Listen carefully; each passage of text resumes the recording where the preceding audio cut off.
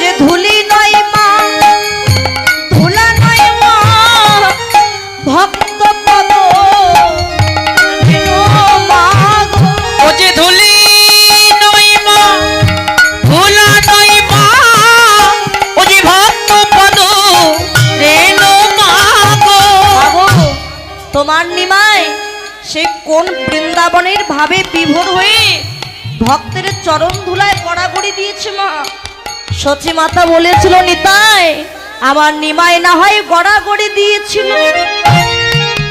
কিন্তু তুই কেন আমার নিমাইকে ধরিলি না? ধরিলি না